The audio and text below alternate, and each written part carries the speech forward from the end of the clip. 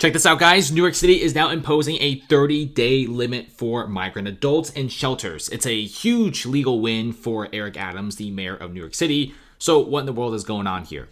So if you guys don't know, there's a huge migrant crisis in New York City. Many domestic homeless New Yorkers are not getting shelters, whereas the migrants are. It's raising the question of fairness, and many people are just sick and tired of the migrant crisis. So it could be because of protests. It could be because of sagging poll numbers. Now you got Eric Adams, mayor of New York City. He is saying that there is a big fight with the right to shelter rules and securing greater flexibility as his administration is struggling to house thousands of migrants from the Texas border. And now he's saying that all migrants, adult migrants in New York City, they have 30 days to stay in the shelters. After that, they are evicted because that shelter or that bed will be reserved for the domestic homeless New York population. So this is what's happening here. And there are some problems that will be arising from the situation, and many people are asking is where are the migrants going to go? Because job permits, work permits are very difficult to get.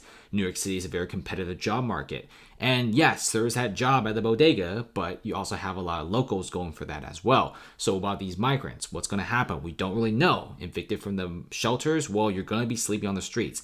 This is going to be modern New York City. You take in 200,000 people, you can't help everyone, and now everyone is sleeping on the streets. Exactly what's happening to Denver, which they took in just as many migrants as Chicago, and now a bunch of shelters are closed and migrants are sleeping on the roads. Look at this. New York City Mayor Eric Adams wants expanded cooperation between local police and federal immigration authorities.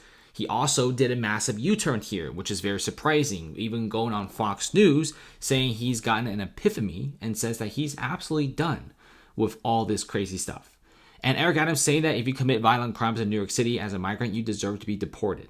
And he wants to be working with ICE. This is something I've never heard before because I've always thought this guy was always super pro sanctuary city, super pro migrants. But apparently now he's doing a humongous U-turn. Not only is he now evicting a bunch of migrants, but he's also wanting to cooperate with ICE. This is a big deal because initially it was thought that New York City will continue down the path of sanctuary status and migrant city, but now suddenly he doesn't want to do this anymore. But it's a little too late because you already have 200,000 people in New York City. Many of them are now sleeping on the streets, and crime and shoplifting is through the roof in New York. And many businesses, especially some of the big chain stores, all the way to hedge funds and billionaires, have mostly left New York City.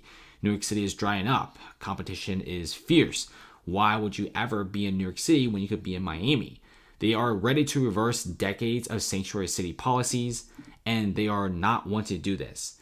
He's also saying that they can't constantly be having a bunch of dangerous activities in the roads. If you look at New York City, Times Square is like a battle royale battleground. Many people don't want to go there anymore. It's affecting tourism. It's affecting a lot of locals.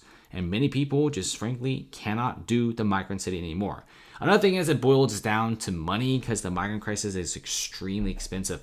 New York City taxpayers are paying $10 million every single day. Eric Adams is boasting that the city is shelling out a little under $400 to house and feed each immigrant after his cost-cutting efforts. So you told me that after the cost-cutting efforts, it's still $387 a day. This is hyper expensive, and $10 million every single day is an enormous amount. If you look at other countries whose GDPs aren't even as high as New York City, they can't do this. This is a huge crisis right now. If New York doesn't do anything drastic, they're going to be down in the gutter. And it's okay if New York has a bunch of hedge funds and companies and banks here that can supply with endless amounts of money, but when you already have many of your biggest corporations moving to places like Miami, Wall Street South, well, you're in panic mode because you can't really replenish your bank anymore.